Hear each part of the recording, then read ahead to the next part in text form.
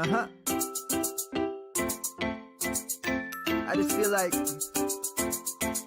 I've been around the block, ripping up fantasy stock, working around the clock. Look at the view from the top. Researching rookies a lot? No, I just be listening to pods. Yeah, one in particular, I'm just a messenger. Let me just pass on the rock. Browning, brunning, pruning, pronouncing ain't what he's doing. What he's doing is not losing, but infusing you with new things. And there's Dennis the Bennett, yeah. The man is a menace, yeah. Building a dynasty, some of the finest things. Promise you, you won't regret it. Sly as a fox, cultured in pop. Give him his props. Here is a thought, here is a box. And you cannot compare them at all, so don't even try. Careful with the news, but when you use a take, I take up Tony Fire. I mean dire, because anyone else is a huge mistake. Whoa, fantasy round table, fantasy round table. Yeah. Fantasy round table, come take a look at the crown, baby. Hey, fantasy round table, fantasy round table. Woo. Fantasy round table, come take a look at the crown, baby. Go. What is going on, everybody, and welcome to another episode of the Fantasy Football Roundtable Podcast. It is Wednesday. Matt and myself are here.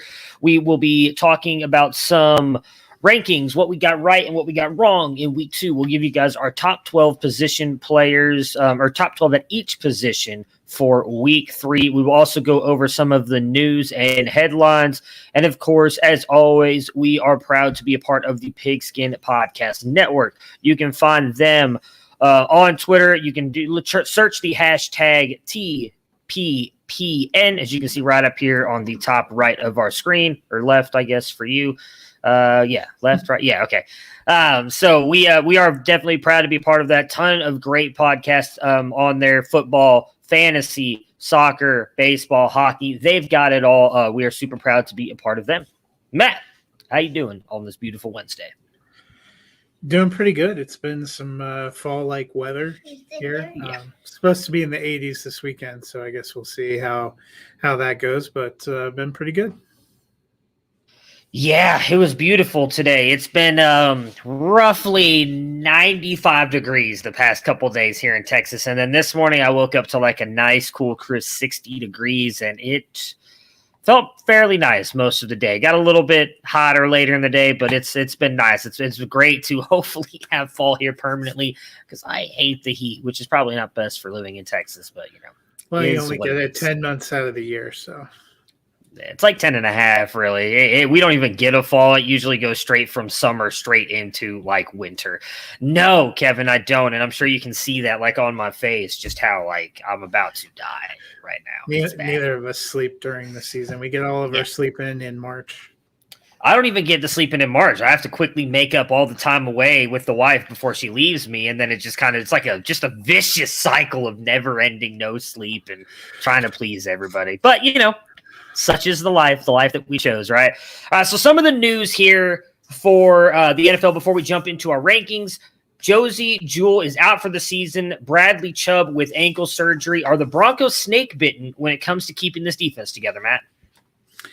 Yeah, it's a real bummer. So Jewell is out for the season, which leaves middle linebacker a little bit thin. Justin Stranad has looked decent in the preseason. They also have Baron Browning, who I believe came from the Ohio State University. So they have a little bit of depth there. The dream since they hired Fangio has been, what could he do with Bradley Chubb and Von Miller opposite each other? And we've had it for about 1.5 games in 3 years. Yesterday, Chubb went on short-term IR, and they were like, he'll be out at least 3 weeks. Today, it was the best case scenario. It'll be 6 to 8 weeks, although it could be longer. Well, now you're verging on. He and Miller the last couple of years just have alternated. You know, Chubb tore his ACL in 19. Miller broke his ankle in 20 right before the season, and now in 21 it looks like an ankle injury for Bradley Chubb. I'm just disappointed that we're not going to get to see them together yet again. Yeah, especially, I mean, we were talking about on yesterday's episode with how well they've started out the season, being 3-0. If that defense was fully healthy, I think they'd have a realistic shot of making the playoffs in a very... We hopefully will. Well, sorry. Yeah, you're right. I'm jumping ahead of myself a little bit here. Sorry, 2-0, yes. Watch the Jets come and crush my dreams. Zach Wilson, 6 touchdowns, no interceptions, 400 yards. Yeah, that would be bad. But that we would hoping to see that defense. It was one of the reasons why I picked him to make the playoffs that first time around. So I was like, that defense is going to be really good. And if Teddy Bridgewater can just find a way to manage that team well enough, I think they've got to get enough pieces on that offense to keep up with everybody. Speaking of injuries, Jarvis Landry, it goes on short-term IR. We did get word today that Kevin Stefanski said that Odell would be a full participant in practice starting today. So that's good news on them possibly getting Odell back. This is actually the longest time Jarvis and Landry will miss time in his career. That is how healthy and durable he has been. So what are your thoughts now on the Browns passing game, knowing they're going to lose Jarvis, who's had he's had a great connection with Baker since the minute they've both been there in Cleveland. Can't say the same thing about Odell. They did get Higgins on the field a lot last week, who also has had really good chemistry with Baker. Schwartz has had some very iffy plays. And then we haven't really seen much of Donovan Peoples-Jones, who had flashes last year. A lot of us thought he may take a step forward this year. We haven't really seen him on the field that much. And then, of course, they've got 50 tight ends on the roster. Yeah, that's my thought. They have a good running game. I think they'll lean on that running game.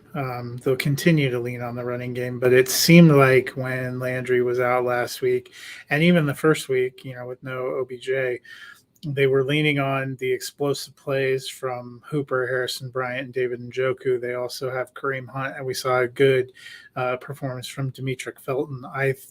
I think the answer to supporting and filling the void is not going to come from the receiver room necessarily, although having OBJ, he's probably going to be slow to get worked in. He didn't get tons of consistent work in camp, didn't get to play the first 2 games, hasn't been a huge part of practice. I think it's foolish to think we're just going to see mid-season 2017 Odell Beckham Jr. when he rolls out there Sunday.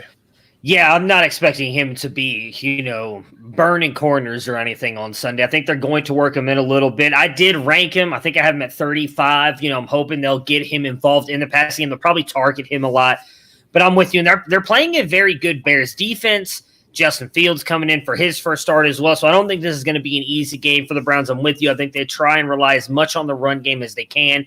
We've seen them working in the tight ends quite a little bit. Harrison Bryant had a big catch last week. David Njoku was a main part of the game in week 1. So I think they're going to continue to get those guys involved. And then, we'll see what happens with Odell, Donovan Peoples-Jones, and Rashard Higgins. My guy, Jay Sternberger, was released by the Packers yesterday. I'll go to you first here with this one as well, Matt. Do you think this is the end for Sternberger? I think it probably is. We've wanted to see a breakout for a while. It seemed like such a promising landing spot, and we've seen other people just come in and continually jump him. And the fact that they're just ready to release him and to be done, I don't think is an incredible sign. So, we haven't seen enough to feel confident that he's going to latch on somewhere, even with what the tight end position is. I don't. I think he's got the offensive skill set to be still a very good tight end. I think the issue was Green Bay wanted him to be more of what Robert Tonyan is, and he's a very good blocker in the run game. That's not Sternberger. That was never his game. And that, in all honesty, was one of the reasons why I was so excited for him to go to Green Bay, because they had those tight ends already on the roster, and I thought, okay, they're going to use Sternberger more in an offensive type of role. I think he's going to have to go to a team like that. I still think he's got a shot. I believe he's suspended right now. I don't know if that was an NFL suspension or was it?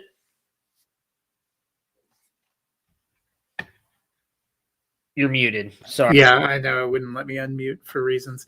I believe it was a performance-enhancing substance. So I think once that suspension's over, I would not be surprised if he ends up on someone's taxi squad. I don't think it's the end of Sternberger yet. My goodness, we've been believing in Chris Herndon for what feels like a decade now, and I think it's not unfair to say Sternberger has more, at least offensive talent, than in one Chris Herndon. So I don't think it's the end of him. Definitely the end of him in Green Bay. Probably won't see much of him this year because regardless of where he goes, he's going to have to learn a whole new offense and everything. But depending on how deep your teams are in Dynasty, you can probably let him go at this point because you can pick him back up later. But I would not be surprised if we're not talking about him again one day because, as you mentioned, tight end is just a really bad position for fantasy. So if he lands on another team, it's not going to take much for him to become fantasy relevant if he does end up on another team. Well, we we are about to look at our rankings, but if you want a second or a third opinion, the best place to go is fantasyfootballdiehards.com to get the Flash Update Pro. It's a full suite of tools that will make you a better manager. There's rankings, configurable cheat sheets, mock drafts, consistency tools, target distribution, snap counts, and more. These are the tools that help Bob Harris reach the Fantasy Football Hall of Fame. So use the code ROUNDTABLE for an additional 15% off the already low price of $24 and get those lineups set for week 3.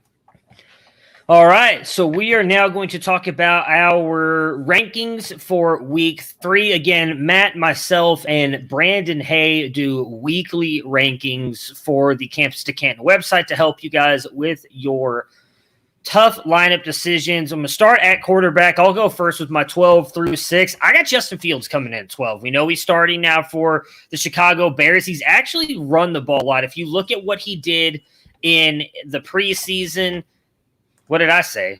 Did I not say campustocanton.com? I feel like now I messed that up. Maybe I didn't. I don't know. Anyways. But while you're waiting, you should go to campustocanton.com. You can get these rankings and so much more. You can hear all the wonderful shows on the site. Exactly. Why do I feel like I didn't say that now? I mean, he put that in there. What did I say? Campus to campus? Did I mess that up that bad? What did he say? We'll have to rewind the tape later. Thanks, Austin. So look, you threw me off now, and I don't know. Like I'm on fluster. That's not all right. So, anyways, back to the rankings. Flustered because you're putting a lot of pressure on Justin Fields dropping. No, so that's because I don't. The Browns' defense is not as good as we thought it was going to be, and I don't like Myles Garrett and Clowney. If he's healthy, he got injured in that game last week. I think they're going to be able to get after him a little bit because obviously that Bears offensive line is not good, but the linebackers suck. And the secondary outside of Denzel Ward has not been that good. Like Newsome has been good at times, but he's still a rookie. I'm not going to expect him to lock down the other wide receiver. I imagine Ward's going to be on Allen Robinson most of the time, but we even saw last week with Tyrod, like they were able to beat the Browns deep at times. I'm sorry, but they don't have a Darnell Mooney on the roster at Houston. If Darnell Mooney is able to get loose downfield, I think Fields is going to hit him. They're going to come up with some plays. I think Fields is going to be able to run quite a little bit on the Browns as well. So I've got him up at 10. I think, he's already run. Again, you have to go into the preseason, count those, but already for almost 200 yards in 4 starts. So I think he's going to run a little bit this weekend as well. I think he's going to have a good game. At 11 for me is Stafford. I think he's just going to continue to smash. 10 is Justin Herbert. 9, I've got Russell Wilson. 8, I'm keeping Jalen Hurts up there. Really good matchup, I think, with the Cowboys this week. I think he's going to be able to continue to use his legs. That defense still doesn't scare me that much. So I think he's going to be able to pass just enough to continue to stay up here. At 7, I have Dak Prescott, who is playing against him. And then at 6, I have Aaron Rodgers. So the only thing I'll say is the one thing that you may be underestimating for Justin Fields is that Matt Nagy is his play caller. Number 12. I mean, year 1, he ran Mitch Trubisky a lot. This is year 1 of Justin Fields, right? So maybe he just reverts back to that. Can I just ask, though, was there ever a week where you felt comfortable putting Mitch Trubisky in your top 12? No, but are we going to compare Mitch Trubisky's skill talents with Justin Fields? Like, Justin Fields is 10 times what Mitch Trubisky even wishes he was. Like, Justin Fields is what Mitch Trubisky created himself on Madden 2B. So that's why I'm all in on Justin Fields. Like, when Mitch Trubisky upped his character in Madden, it was Justin Fields. Like, that's the mold of what Mitch Trubisky wanted to be. So 12 for me, I have Jalen Hurts. I think we saw last week, even if they're not incredible in the passing game, I think the Cowboys defense is a little better than what we expected. They turned Herbert over a couple of times. They were getting some pressure even without their pass rushers in there, and they're going to be at home on Monday night. But Hurts does enough with his legs. He probably can keep his value up there. Number 11, this is my big ride. This is my Justin Fields in the top 12. I put Daniel Jones up there. I mean, he has looked pretty good, and they get Atlanta. Jones has been running well. He has been passing well. He hasn't been turning it over well. Atlanta has rock bottom defense, I think, right now, they said, which probably all means we're about to see the Daniel Jones game that we have all expected in 7 turnovers. So I'm going to eat my words. But for now, he's going to be a start for me up there at 11. 10, I have Aaron Rodgers. I think hopefully he has a good game. They have not been incredible the last couple times they've gone to San Francisco, but I have high hopes. Number 9, I have Josh Allen. We saw what Daniel Jones did to the Washington defense. I think Josh Allen may be a slightly better passer, slightly better runner. Number 8, Stafford, and number 7, Tom Brady. I think that game, Rams, Buccaneers, both of them have decent defenses, but I think it's going to be a high-scoring, high-flying passing game. And then 6 for me is Justin Herbert. I'm not scared of the Chiefs' defense. Yeah, neither am I. I really think that's going to end up being a good game. I'm really excited for that one this weekend. So at number 5, I have Josh Allen. I think he's just continuing. He didn't look great week 1, but I felt like he bounced back a little bit last week. I think that kind of continues. I mean, I did not expect him to have the performance against the Miami Dolphins defense that he did. So I think he continues to trend forward. At 4, I have Tom Brady. I mean, I've kept him out of my top 5 the first 2 weeks, and he's just made me look like a complete idiot both times. So I just can't keep doing that now at this point. He's got to be up there. He's going to throw for like 500 yards, 5 touchdowns every single week at this point, it seems. At number 3, I have Lamar Jackson. I expect him to, coming off that win, I wonder if it may be a little bit of a down game for the Ravens because of how much they wanted to beat the Chiefs, but Lamar is just so good. I expect him to have a really good game. 2 is Mahomes, and then 1, until further notice, is going to be Kyler Murray. I haven't put him up at 1 the past 2 weeks like you guys have. Over, and that has cost me the past couple weeks. So no more. Kyler Murray will be at 1 until further notice. Number 5 for me is Dak to the future. He's going to go right back to his week 1 glory. Number 4 for me is Russell Wilson. I believe they're playing the Vikings, who defense is just a rumor. Number 3, Lamar Jackson. I might be worried about a letdown game, but then I remembered they were playing Detroit. Number 2, Patrick Mahomes, and number 1, Kyler Murray. All right, so let's dive into our running backs here. And at number 12, I have, where did it go? Nadjay Harris. You know, I've had him up here the past 2 weeks. Really, last week he bailed me out with the receiving work. And I think that's probably going to continue because right now we don't even know if Big Ben's going to play. And so I think they're really going to try and lean on this running game, him in the receiving game. I forgot who the Steelers are playing now. They're playing the Bengals. So I'm really not worried about it. That's another reason why I put him up there. At 11, I have Joe Mixon. While obviously playing the Steelers defense is not great, I think they're going to rely on him. I don't know if they're going to have Burrow try and pass as much. We saw that kind of affect him last week, playing a decent defense, 3 turnovers. So I've got Joe Mixon getting a big workload here and producing for you. 10, David Montgomery. The Browns have not looked great against the run so far this year. They held up CEH in week 1. But it was CEH. I'm not really sold that CEH is much of anything at this point. So I think you're just trying to reverse jinx your team right now. Not at all. I'm being dead serious. I think I'm not going to pick them yet, but I think the Browns can win. I just think it's going to be a very good offensive game for both sides because I think Baker and them are going to have to keep up.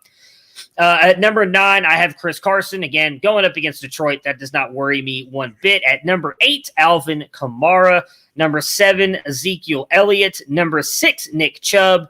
And that's where I'll stop because I forgot we're only going to 6. So number 12 for me, Saquon Barkley. I think this is the week we start to see Saquon Barkley RB1 bounce back again. Atlanta. I had him at 14. I almost put him up at top 12. I agree with you, though. It's going to be a bounce back week for him. That's where Nadjay Harris, I believe he's going to get the workload, but I have him a little bit lower just because I think that line is dreadful.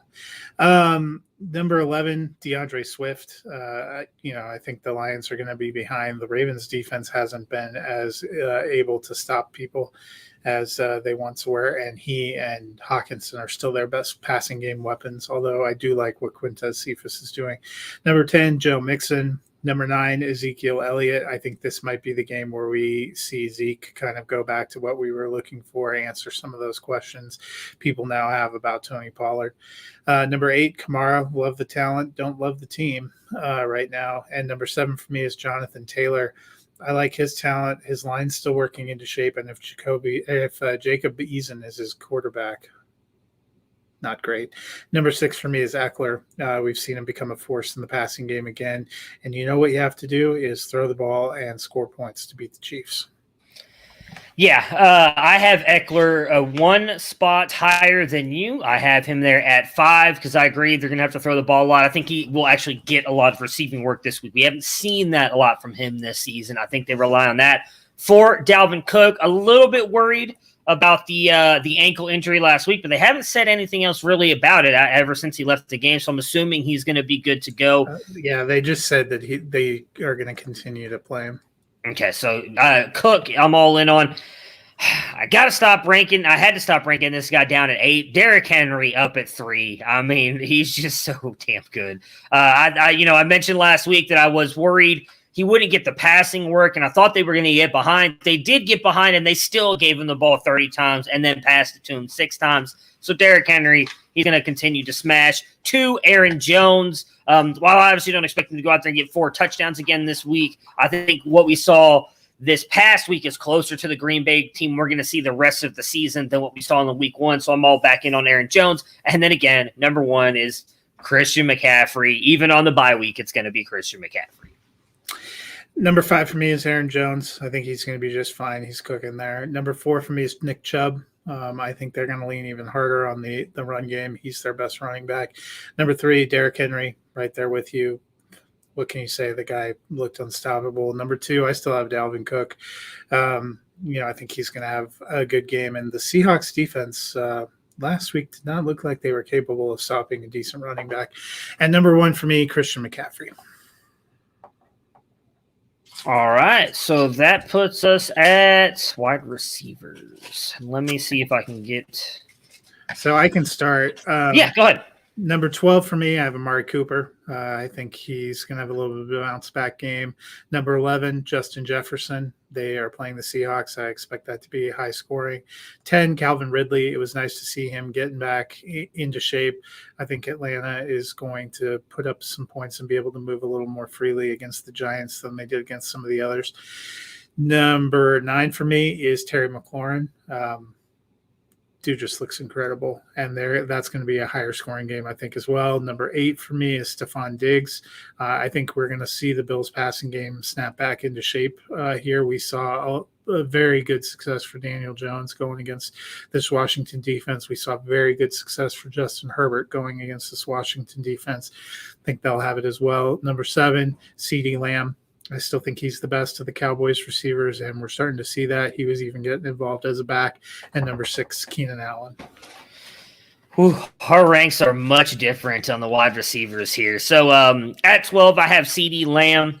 I think that the Eagles seem to be much more vulnerable in the middle of the field than on the outsides. So I don't know. I think this might actually end up being like a Dallas tight end game than necessarily the wide receivers going off. But CeeDee Lamb, I think, is just too good. I'm worried about Amari. He's got the ankle injury, I think is what it is. And I know Jerry Jones came out today and said they expect him to play, but I'm worried about that a little bit. So I don't have him. I think I have him at 18. And it's purely injury related. Like, I don't know how healthy he is, because the other thing is, like, usually when Jerry Jones says something, he's like dead wrong. Like, usually when he's talked about injuries in the past for his players, it's been the opposite of what he said. So I don't know that I trust what Jerry Jones is telling me right now about Amari Cooper. So I'm a little bit lower on Cooper.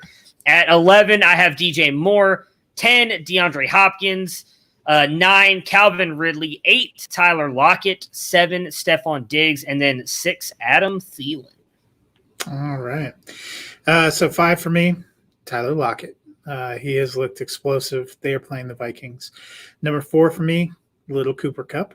He seems to be the big target there for Stafford and the Rams. Number 3, DeAndre Hopkins. The Cardinals are playing the Jaguars. The Jaguars are not good at football. I saw what Cortland Sutton did last week. Give me all the DeAndre Hopkins. Number 2, Tyree Kill. We saw how Lamb was able to get over on the Chargers corners. I think Kansas City is going to be throwing a lot. I think they're going to be trying to stop Kelsey in the middle, which is tough as well. And number 1, Devonte Adams. The 49ers do not have a great set of corners right now. Yeah. My top 2 are the same as well. So at 5, I have Cooper Kupp. With the connection that those two have seen, Cooper Kupp and Stafford, I think they're in for another big week again this week. sucks through all my Robert Wood shares. 4, Keenan Allen. I expect Justin Herbert to be passing the ball a lot in this one, and Keenan Allen being the main recipient of that. At 3, I have DK. He has not been great so far this year, but I think this could finally be the game that he breaks out. Well, I mean, not that he hasn't broken out in general, but for this season. And then 2, Tyree Kill, and then 1, Devonte Adams. Why don't you give us your tight ends real quick? You can just go through all of them because I kind of feel like it's just So I'm sure number 1 and 2 for both of us is probably Kelsey and Waller. It's not, but 1 is Kelsey. Shocking. All right, number 12 for me, Tyler Higby. I'll take your laughing and scorn now. Number 11, Dallas Goedert for the Eagles. 10, Robert Tonyan, Packers. 9, Kyle Pitts, Falcons. I'm just going to be honest. The top 12 I have for tight ends is people that I think are in decent passing offenses or guys who are going to get some kind of volume, which is all we're hoping for right now. Number 8, Logan Thomas for Washington. 7, Noah Fant for the Broncos. 6, George Kittle for the 49ers. I love Kittle's talent, but it seems like he's become a little bit less of a focus this year. Number 5 for me is Rob Gronkowski, Buccaneers. Number 4, Mark Andrews for the Ravens. Number 3, TJ Hawkinson for the Lions. 2, Waller, and 1, Travis Kelce. All right, so for my rankings here at 12, my goodness, there we go. I have Tyler Higby. I was kind of all out on him the past couple of weeks, but I do think that he can come out and have a pretty decent game here this week. So I went ahead and bumped him up. I don't really know what else to say. I think the Bucs defense is going to be keying in on these wide receivers. So I think this is just a Higby game. I think their defense is so good, but I think, their secondary is probably the weakest. I don't love their linebackers, but I still have Higby up there. I think he's going to have at least a decent day. At 11, Jonnu Smith. 10, Noah Fant. 9, Dallas Goedert. 8, Rob Gronkowski. 7, Mark Andrews. 6, Logan Thomas. A little worried about Logan Thomas. I know he got a lot of targets last week from Heineke, but just really wasn't able to produce much with him. I hope that changes this week. He almost had a touchdown last week, so that made his day a lot better. 5, Kyle Pitts. We saw him finally getting involved in that offense a little bit more last week. I think that continues. At 4, I have Darren Waller. At 3, I have George Kittle. Hawkinson. Both weeks, Green Bay has been torched by tight ends. We saw the Jawan Johnson breakout game in week 1 and TJ Hawkinson last week. I think if there's ever going to be a week that George Kittle has a huge week, it's going to be this week. So I'm all in on Kittle being really good. Number 2, I have Hawkinson, and then number 1, Mr. Travis Kelce. All right, now to the fun part, right? The stuff we get wrong. Yeah, you want me to go first, or you go first? I'll go first. So, quarterback, I have had Kyler Murray as quarterback 1, and he's finished there, so that was great. In terms of misses, Daniel Jones, I was not expecting a big game against Washington. He ended up as QB4. I had him at QB25, and on the flip side, I love Dak. I had him at QB4, and he finished his QB27. Ended up being a run-heavy game. Running back, I thought it was going to be a big week for Aaron Jones. It was. I didn't think 4 touchdowns, but hey, I was happy to take it. Alvin Kamara, kind of a tough miss. I thought he was really gonna do big things for the Saints. Ended up as RB37. Wide receivers, couple of big misses. Rondale Moore, who has wide receiver 57, and Henry Ruggs, who I didn't even put in my top 60, both ended up in the top 10. Just a crazy week. Love what we're seeing from Moore. Didn't realize he was going to get quite that target share. Hits, I had vaulted Rob Gronkowski up last week. He had another 2 tight end week. He looks like he's back to being a top 10 stalwart, top 5 stalwart. Big Max Williams. I will be honest, I'm not sure I knew he was on Arizona before Sunday. Yeah, so I forgot all to do my ones that I got right. All I have is the ones I got wrong, or majorly wrong here. So at quarterback, 2 that you already mentioned in Dak and Daniel Jones. I had Daniel Jones at QB21, finished at QB4. And then Derek Carr as well. I had Derek Carr ranked as QB23, finished as QB8. It was not really outside of that, I don't think my quarterback rankings were that bad. but those two were kind of like the bad ones. Running back, as I mentioned earlier, and how I have Derrick Henry ranked so high now, I had him at RB13 last week. He finished as RB1. Cordero Patterson, I didn't even have him ranked as a running back, finishes as RB4. Chubb, I had his RB2, finished as RB13. And then, of course, J.D. McKissick, who I ranked as RB40, finished at RB7. Wide receivers, Cooper Kupp, I had ranked at wide receiver 16, finished at wide receiver 1. Cortland Sutton, wide receiver 26, who finished at wide receiver 4. Michael Pittman, wide receiver 49, finished at wide receiver 15. And this one is a little crazy to me because I picked him to be the fantasy MVP, and so far I feel like I'm looking pretty good. Hollywood Brown, I ranked him still as wide receiver 30 last week. He finished as wide receiver 8. So I need to kind of get my crap together. I picked Hollywood to have a good season, and I really haven't ranked him that high so far this year. Wide receiver has been kind of a garbage experience so far this year. But, hey, you know what? Week 2 is gone. It's in the books. Week 3 is here. And it's time to get ready with DraftKings Sportsbook, an official sports betting partner of the NFL. To kick off another action-packed weekend, DraftKings is giving new customers $150 instantly when they bet $1 on any football game. Listen up because you won't want to miss this. Head to DraftKings Sportsbook app now and place a bet of $1 on any game to receive $150 in free bets instantly. If Sportsbook's not yet available in your state, DraftKings still has huge cash prizes up for grabs all season long in their daily fantasy contests. DraftKings is giving all new customers a free shot at millions of dollars in total prizes with their first deposit, and you can't beat that. So download the DraftKings Sportsbook app now and use the promo code TPPN. That's TPPN. This is the important part, to receive $150 in free bets when you place a $1 bet on any football game. That's promo code TPPN this week at DraftKings Sportsbook, an official sports betting partner of the NFL. You must be 21 years or older, New Jersey, Indiana, or Pennsylvania residents only. New customers only. Minimum $5 deposit and $1 wager required. One per customer. Restrictions apply. See DraftKings.com/sportsbook for details and get up there and get your free money. Oops.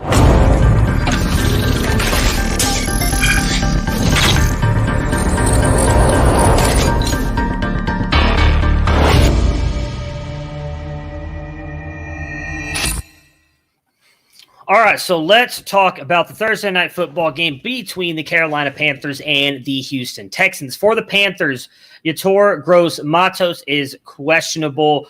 The Panthers are off to a hot start. Will that continue for Sam Darnold and Christian McCaffrey Thursday night? I think so. Darnold's looked pretty good. I really like what they're doing on offense. The Texans defense doesn't really scare you. And Christian McCaffrey is such an equalizing weapon because you can't stack the box. You kind of have to stack up the box to try to stop him, but also he's a weapon in the passing game. I think that frees up some of their receivers.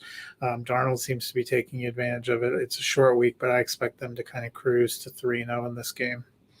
Yeah, I agree. I think it's going to be a heavy Christian McCaffrey game. I'm all in on DJ Moore as well. I have him ranked fairly high in my wide receiver ranks. I think he's going to have a really good game this week as well. Would be surprised if Curtis Samuel had – or not Curtis Samuel, I'm sorry. I'll be Robbie surprised Anderson. if Curtis Samuel has a good game. So from the IR slot I will be. Yes, Eric, we do some DFS if you have a question. Yeah, Robbie Anderson, I think, will be good. I apologize, not Curtis Samuel. And I we'll expect get to see Terrace Panthers. Marshall a little bit too. Yeah, maybe. He had a pretty big drop in that game last week, but I think he's going to end up being fine. I got Brandon killed on Zylstra for 150 and 3 touchdowns. Probably. Yeah, I got killed on Twitter for saying Terrace Marshall struggled with drops in college. And imagine that. Anyways, on to the Texans side here. Their injuries. Tyrod Taylor, we know, is out. Nico Collins out. Danny Amendola, doubtful.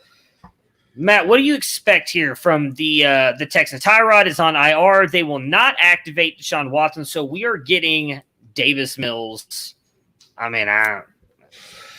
Well, Mills wasn't horrific last week. I mean, 8 of 18, a little over 100, had a TD to Brandon Cooks, which is good if Brandon Cooks has been one of the bright spots in the Texans offense and consistent. I'm moderating expectations. I still have him in the wide receiver 3 range, but I do think it's worth taking a shot and playing. Somebody's going to have to catch the ball, and he at least seemed to make the most of the time out there with Mills. I don't think Mills is going to be great. The Panthers defense has actually been pretty good. They stymied Zach Wilson a little bit week 1. They stymied Jameis Winston.